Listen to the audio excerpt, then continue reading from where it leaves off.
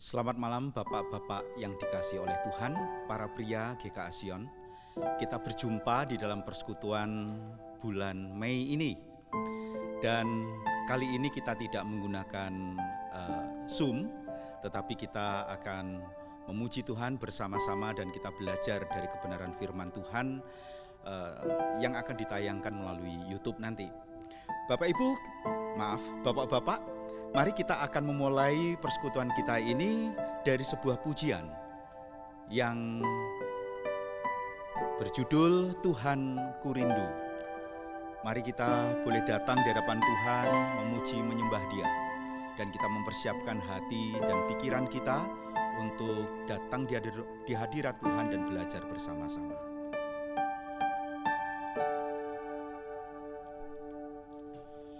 Tuhan ku rindu masuk dalam hadirat-Mu, jiwaku menanti, bawaku mendekat kepadamu dalam kemuliaan yang kudus. Kita pujikan bersama-sama Tuhan Ku Rindu. Tuhan ku rindu masuk dalam hadirat-Mu, jiwaku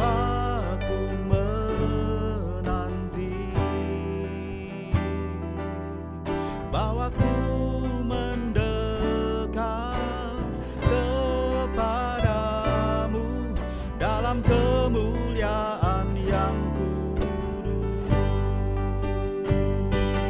Ku nanti Engkau Allah kuasa dalam kemuliaan yang kudus. Ku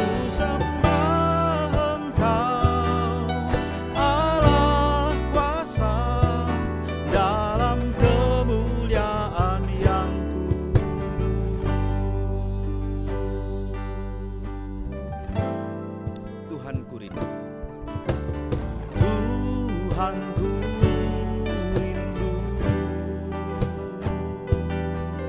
masuk dalam hadirat-Mu, jiwaku menanti,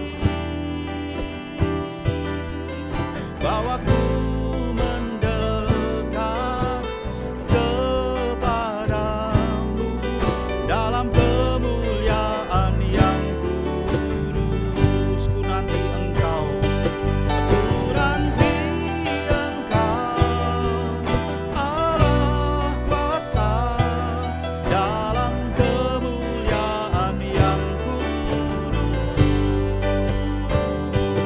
Ku sembah Engkau Allah kuasa dalam kemuliaan yang kudus. Ku nanti Engkau ya Allah, ku nanti Engkau Allah kuasa dalam kemuliaan yang kudus. Ku sembah Engkau Allah kuasa dalam kemuliaan yang kudus, dalam kemuliaan yang kudus, dalam kemuliaan yang kudus.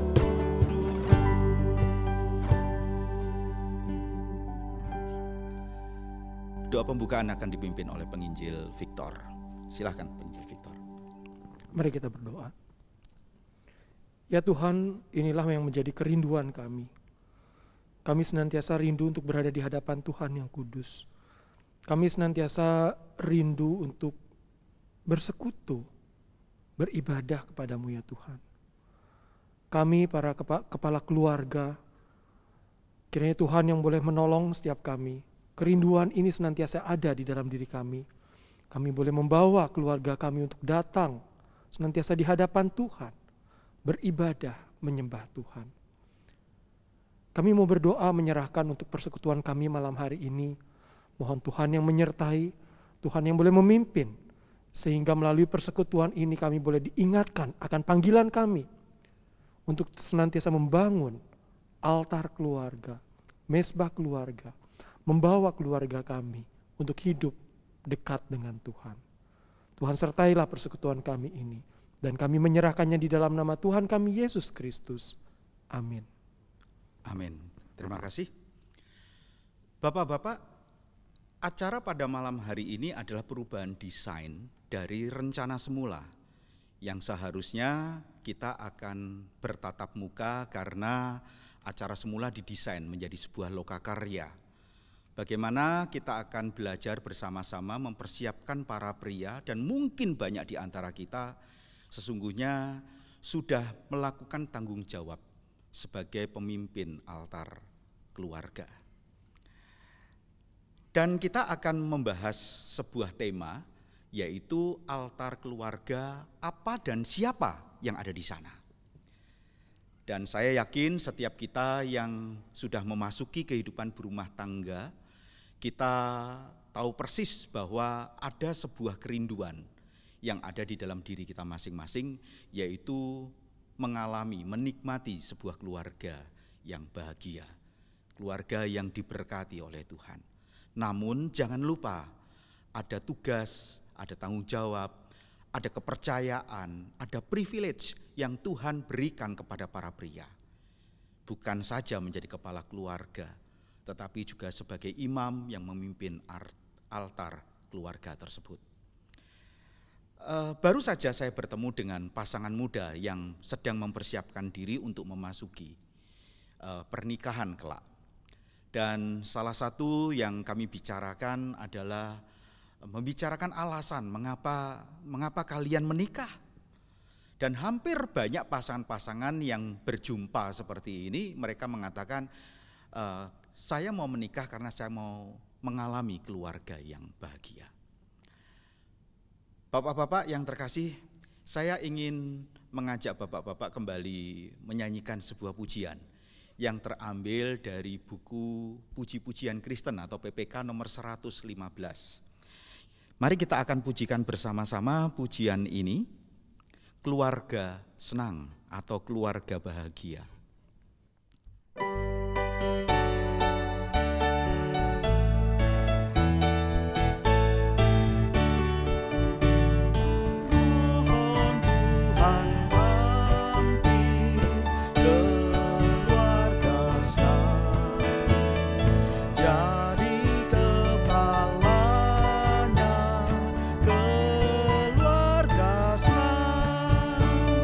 Bila Tuhan datang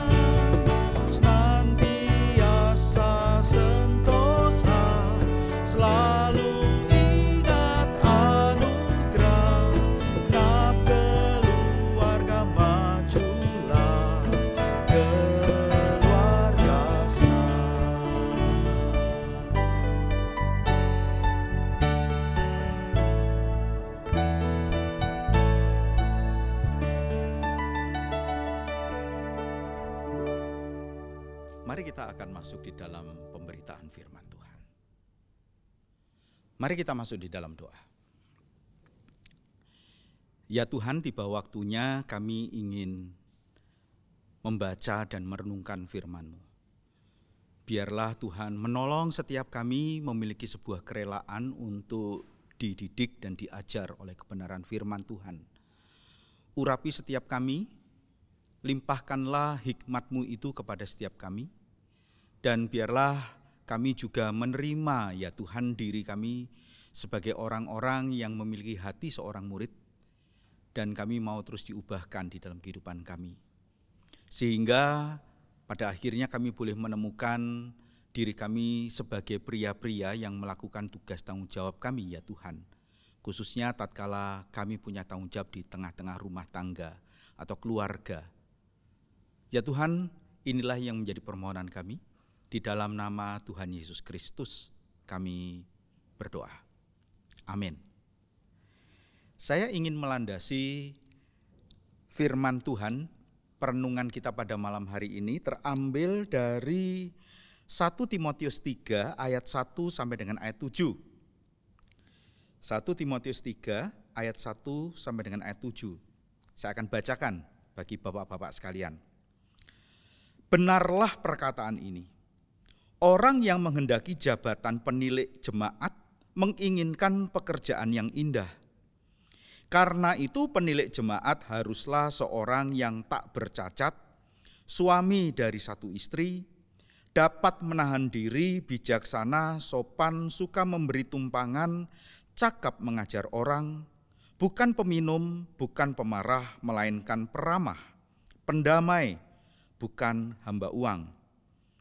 Seorang kepala keluarga yang baik disegani dan dihormati oleh anak-anaknya. Jikalau seorang tidak tahu mengepalai keluarganya sendiri, bagaimanakah ia dapat mengurus jemaat Allah? Janganlah ia seorang yang baru bertobat, agar jangan ia menjadi sombong dan kena hukuman iblis. Hendaklah ia juga mempunyai nama baik di luar jemaat, agar jangan ia digugat orang dan jatuh ke dalam jerat iblis. Bapak-bapak, kalau kita melihat judul natsnya, ini kan syarat-syarat seorang diaken.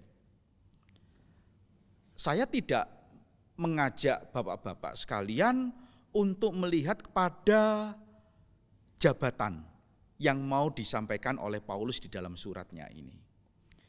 Tetapi saya ingin mengajak kita untuk melihat ada syarat-syarat kualitatif yang sangat luar biasa, yang penting sekali. Dan saya ingin mengajak kita cara berpikirnya, karena saya hendak menjadi seorang diaken atau karena seorang diaken memiliki syarat sedemikian, maka saya memacu diri, saya berupaya agar saya memenuhi syarat-syarat tersebut. Jadi seolah-olah cara melihat kita terhadap ayat ini begini, karena diaken persyaratannya seperti itu, maka saya sedang memacu diri untuk melakukan sebuah perubahan-perubahan dalam hidup saya agar saya memenuhi syarat dari apa yang diutarakan di dalam surat ini. Tapi lihatlah bahwa persyaratan kualitatif itu seharusnya sudah ada duluan. Sudah ada di dalam diri para pria, sehingga tatkala Tuhan mempercayakan sebuah pelayanan menjadi diaken, dia memenuhi syarat. Jadi bukan syarat untuk mengejar posisi atau jabatan, tetapi syarat itu menjadi bagian yang memang terjadi dan dihidupi oleh setiap pria. Sehingga tatkala Tuhan mempercayakan menjadi seorang diaken, dia memenuhi syarat karena dia sudah memiliki kehidupan yang seperti itu. Nah, kaitannya dengan tema kita pada malam hari ini dalam persekutuan, yaitu altar keluarga, apa dan siapa di sana. Saya ingin lebih banyak mengajak bapak-bapak untuk memikirkan tentang siapa yang di sana. Apa yang ada di sana, mungkin nanti sekali waktu kita akan bertemu dan melakukan sebuah lokakarya, kita akan bisa belajar bersama-sama. Nah, ketika kita tadi membaca ayat 1 sampai dengan ayat 7, saya ingin menebali atau menggarisbawahi, yaitu ada di bagian ayat yang kedua, yaitu seseorang yang tidak bercacat, ya, yang tak bercacat. Tentu saja ini tidak membicarakan tentang cacat fisik, ini membicarakan tentang cacat karakter. Ya, apa itu cacat karakter? Misalkan dikatakan suami dari satu istri. Kalau dia suami dari dua istri, itu berarti sudah cacat. Begitu ya. Nah, dia tidak bercacat. Dia seorang laki-laki yang memiliki satu istri. Bukan cuma bicara masalah dia suami dari satu istri, tapi seharusnya dia juga menjadi suami yang baik dari istri tersebut. Suami yang melakukan tugas tanggung jawabnya terhadap istri tersebut. Karena nanti kita juga akan melihat bagian yang lain, yaitu di ayat 4, dia seorang kepala keluarga yang baik, yang disegani dan dihormati oleh anak-anaknya. Anak-anaknya menaruh hormat, menyegani papa yang mereka kasih ini. Lalu dijelaskan, ini penting sekali, karena bagaimana mungkin seseorang dapat mengurus jemaat Tuhan, sebuah keluarga Allah yang besar. Jikalau keluarga inti, keluarganya sendiri dia tidak bisa urus dengan baik. Dia tidak bisa menjadi suami yang baik bagi istrinya. Dia tidak bisa menjadi ayah yang baik bagi anak-anaknya.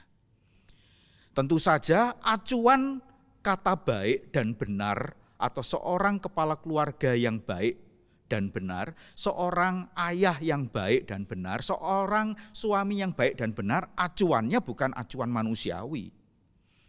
Kalau istrinya mata duiten dan suami itu bisa memenuhi kebutuhan-kebutuhan materi sang istri, istri selalu mengatakan kamu suami yang baik. Kalau anak-anak itu bisa mengeksploitasi ayahnya dan ayahnya siap dieksploitasi, maka anak-anak mengatakan ayah itu seorang yang baik. Bukan itu, tentu saja acuannya adalah seorang laki-laki yang hidupnya takut akan Tuhan. Karena kita sedang membicarakan tentang persyaratan kualitatif. Kualitas kerohanian, kualitas karakter, kualitas kehidupan yang baik dari seorang laki-laki. Bapak-bapak yang terkasih, apa kaitannya altar keluarga dengan kondisi seorang pria yang memang harus begini? Sejujurnya kadangkala saya melihat ada hal-hal yang sifatnya tanpa kita sadari itu sangat kontradiktif. Misalkan, di dalam pertemuan-pertemuan bimbingan pranikah salah satu materi adalah membicarakan tentang peranan laki-laki dan perempuan di dalam sebuah rumah tangga. Kita membicarakan dalam hal ini adalah peranan daripada laki-laki. Ketika kita membicarakan peranan laki-laki, maka seolah-olah Alkitab itu menawarkan atau mengajarkan kita tentang dua struktur. Struktur yang pertama, struktur yang sangat kuat hierarkinya, yaitu Allah, laki-laki, perempuan, anak-anak. Karena Kristus kepala laki-laki, laki-laki itu kepala keluarga atau kepala dari istri, dan kemudian mereka harus mengurus anak-anak. Tapi ada struktur yang kedua seolah-olah dapat kita kristalkan demikian. Ada Allah, lalu ada laki-laki dan perempuan sebagai penolong yang sepadan di dalam kesetaraannya, lalu ada anak-anak. Ketika kita membicarakan tentang laki-laki dan peranannya dan tanggung jawabnya, maka ini menjadi bagian yang tidak bisa ditawar, tidak bisa ditukar, bahwa laki-laki menempati satu posisi yang sangat penting, kepala keluarga. Dan kepala keluarga ini alasannya bukan karena dia yang bekerja, karena dia yang mungkin pendidikan lebih tinggi, bukan karena dia yang lebih kuat mampu melindungi, bukan karena ada hal-hal lain secara manusiawi yang seolah-olah dia pantas untuk menjadi kepala keluarga. Atau mungkin pendekatan-pendekatan budaya timur, atau pendekatan budaya-budaya patrinial, di mana menempatkan laki-laki menjadi kepala keluarga. Tapi kita mesti melihat di dalam posisi sebagai kepala keluarga, itu adalah memang posisi yang dipercayakan oleh Tuhan sebagai desainer keluarga, dipercayakan kepada laki-laki. Tidak dipercayakan kepada perempuan. Dan ketika kita menyadari posisi ini, maka kita diberikan otoritas. Kita diberikan sebuah kuasa untuk membawa keluarga, untuk mendidik keluarga, sekaligus menjadi imam di tengah-tengah keluarga, mendoakan keluarga, mendengarkan keluarga, dan kita boleh membawa mereka untuk hidup takut akan Tuhan. Itu laki-laki. Itu laki-laki. Hampir rata-rata pasangan-pasangan yang mau menikah, ketika saya tanya seperti tadi di bagian awal saya sudah sampaikan, kenapa kalian pengen menikah? Salah satu alasan yang banyak diucapkan oleh pasangan-pasangan, ya mereka ingin menikmati kehidupan rumah tangga. Rumah tangga seperti apa? Rumah tangga yang bahagia. Rumah tangga yang diberkati.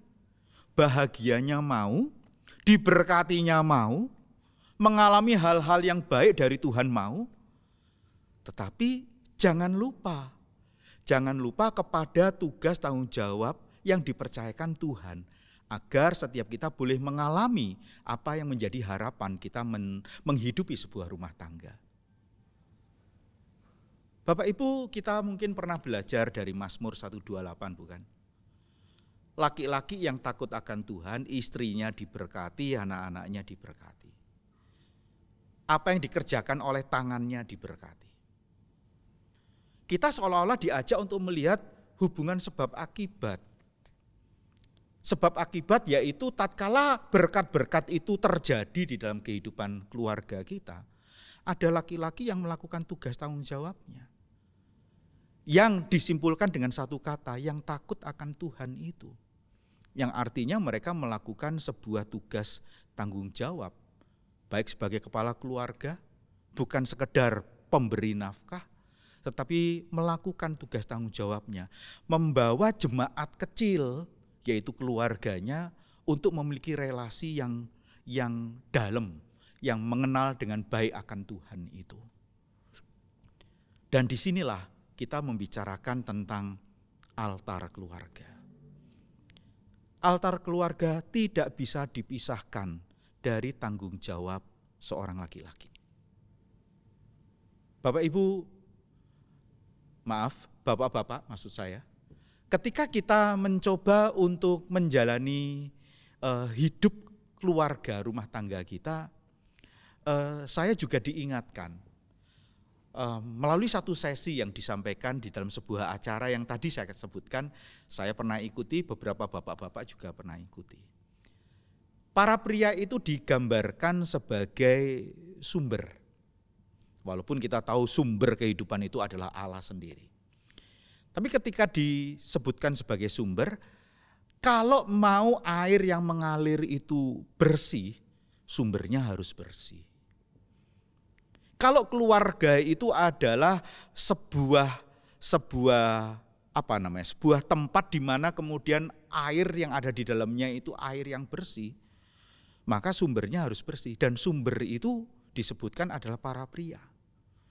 Kalau para pria ini bersih, maka dia akan mengalirkan air yang bersih. Air yang bersih itu dinikmati oleh pasangan, dinikmati oleh anak-anak. Dan saya rindu perenungan singkat ini boleh mengingatkan kita akan tugas tanggung jawab kita sebagai seorang laki-laki. Kita ada di satu posisi, pemimpin altar keluarga. Mulailah dengan menyebut nama pasangan kita, menyebut nama anak-anak kita. Kita sebagai seorang imam yang membawa keluarga kita itu untuk kita hantar, kita haturkan di hadapan Tuhan, kita menjadi pendoa syafaat bagi keluarga kita. Tapi satu hal lagi, jadilah pemimpin altar keluarga. Mari kita hidup bertekun dengan kebenaran firman. Karena kebenaran firman inilah yang akan mengubahkan kehidupan kita. Dan ketika kita menjadi seorang suami yang menjadi berkat bagi istri, anak-anak kita segan dan hormat kepada kita. Itu tidak dapat dilepaskan dari kehidupan kita menggeluti firman Tuhan ini.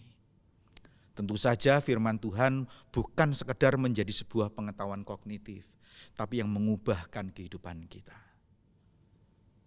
Bapak-bapak yang terkasih, nanti kita akan coba arrange, tatkala kita bisa berjumpa, kita akan melakukan pertemuan yang sifatnya melakukan lokakarya.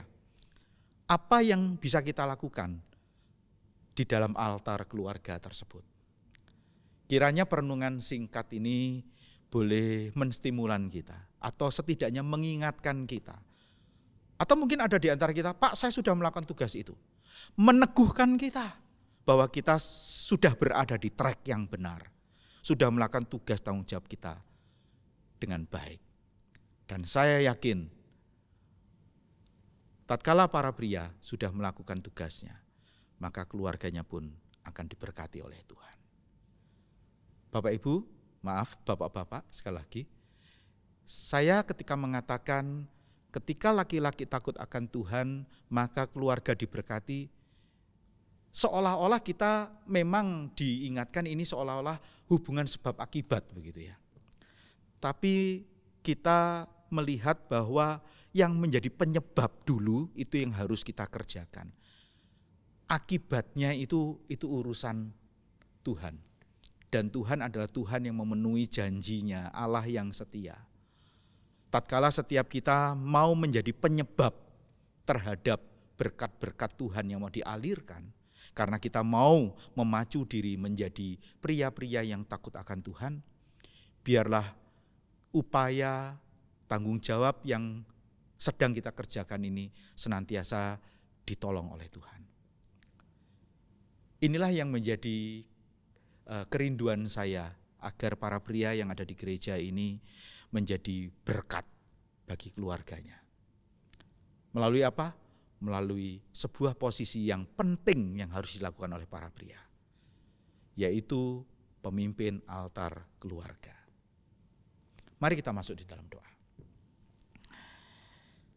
Tuhan, kami pengen berkat, kami pengen keluarga yang bahagia. Kami pengen anak-anak kami berhasil ya Tuhan. Tapi seringkali keinginan itu kami sikapi dengan cara-cara yang seolah-olah sewajarnya dunia itu menyikapi. Kami menyiapkan dana yang paling tidak bisa membiayai pendidikan anak kami, bahkan kalau bisa memodali anak-anak kami ke depan. Kami mungkin bekerja dan membangun relasi dengan orang-orang lain sehingga dengan channel-channel yang kami miliki itu juga menjadi investasi yang penting untuk masa depan kami dan anak-anak kami. Sehingga tatkala kami berorientasi kepada hal demikian, kami lupa sumber berkat itu siapa. Kami lupa siapa yang mempersatukan kami di dalam sebuah keluarga. Siapa desainer keluarga? Biarlah kami bersedia untuk diingatkan bahwasanya kebahagiaan yang sejati hanya ada di dalam Tuhan. Bahwasanya ketika kami mau menikmati keluarga yang diberkati, itu juga kami harus mendekatkan diri kepada Tuhan. Beban ini tidak seharusnya kami percayakan kepada anak-anak dan kepada istri. Tetapi beban ini kami mau ambil karena ini tanggung jawab kami para pria. Ini kepercayaan Tuhan yang menempatkan kami sebagai kepala keluarga, sekaligus sebagai imam, sekaligus sebagai pemimpin altar keluarga dalam keluarga kami masing-masing. Tuhan, jikalau kami mungkin rada kikuk untuk memimpin altar keluarga, biarlah kami mengingat bahwa kami diberikan otoritas dan kuasa oleh Tuhan. Dan kami bersedia untuk belajar dengan mempercayai bahwa Roh Kudus akan senantiasa memimpin dan menyertai kami. Terima kasih ya Tuhan untuk persekutuan pada malam hari ini dan khususnya tatkala kami boleh merenungkan firman Tuhan. Kami memintakan berkati para pria yang ada di gereja ini ya Tuhan. Inilah doa sembahyang kami dalam nama Tuhan Yesus Kristus. Amin. Bapak-bapak, bagian syukur kita salah satunya adalah mengembalikan berkat Tuhan itu ke dalam rumah Tuhan. Dan saya mengajak untuk setiap kita membawa persembahan itu di hadapan Tuhan melalui QRIS yang nanti akan ditayangkan, atau mungkin kita sudah mengetahui nomor rekening di mana kita boleh mentransfernya. Bapak Ibu, saya diingatkan oleh sebuah acara yang pernah saya ikuti, dan sebagian bapak-bapak di gereja ini kita sekalian pernah mengikuti, di mana dikatakan bahwa pembangunan figur kita itu sangat penting karena akan menolong keluarga kita, khususnya anak-anak kita, mengenal dan mengalami Bapa Surgawi. Yang artinya setiap kita sebagai bapak secara fisik, bapak di dunia ini, akan meletakkan sebuah dasar pemahaman agar mereka bisa mengenal Bapa Surgawi itu lebih baik. Mari kita melakukan tugas tanggung jawab ini, menjembatani pembangunan iman anak-anak kita tatkala mereka berjumpa dan mengenal Allah sebagai Bapa mereka. Biarlah pujian yang sebentar akan kita nyanyikan ini menjadi doa kita, sekaligus menjadi tekad kita, di mana kita bersedia diingatkan sekali lagi. Mari kita membawa keluarga kita menjadi keluarga yang takut akan Tuhan, keluarga perjanjian, keluarga yang melayani Tuhan. Mari kita menyanyikan bersama-sama pujian bersama keluargaku melayani Tuhan.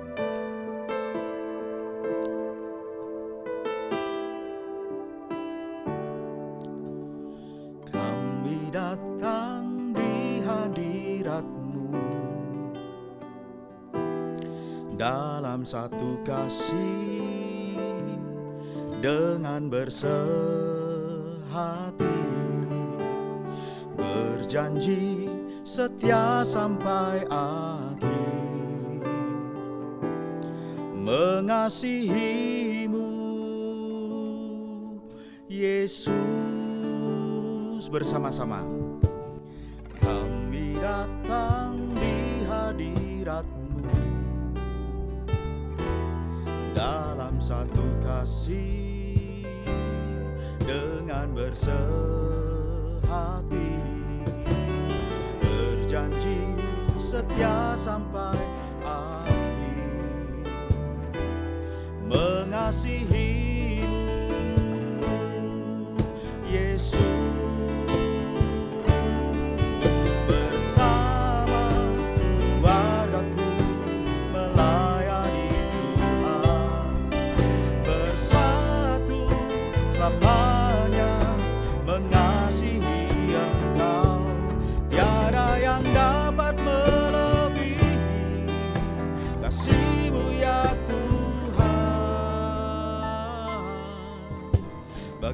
Kami Engkau segalanya.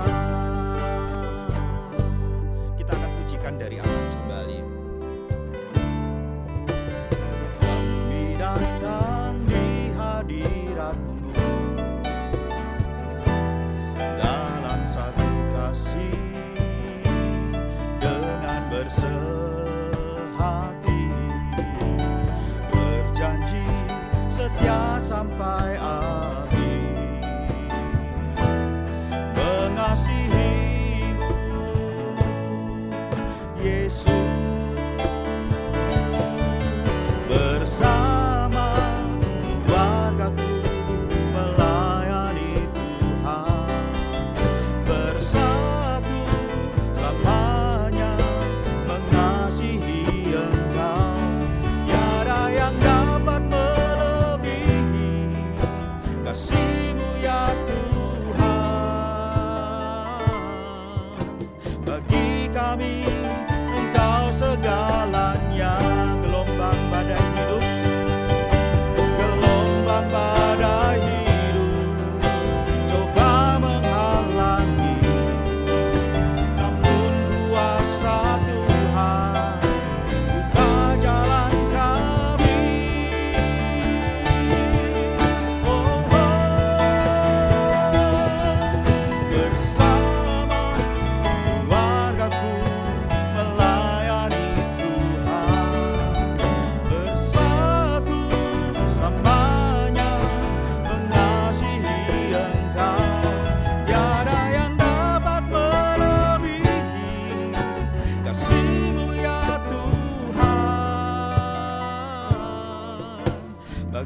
kami Engkau segalanya. Bagi kami Engkau segalanya.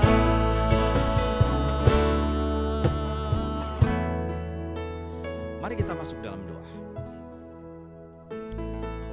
Ya Tuhan, setiap kami para pria ini seharusnya selalu memiliki sebuah orientasi dan obsesi, mengalami keluarga yang bahagia.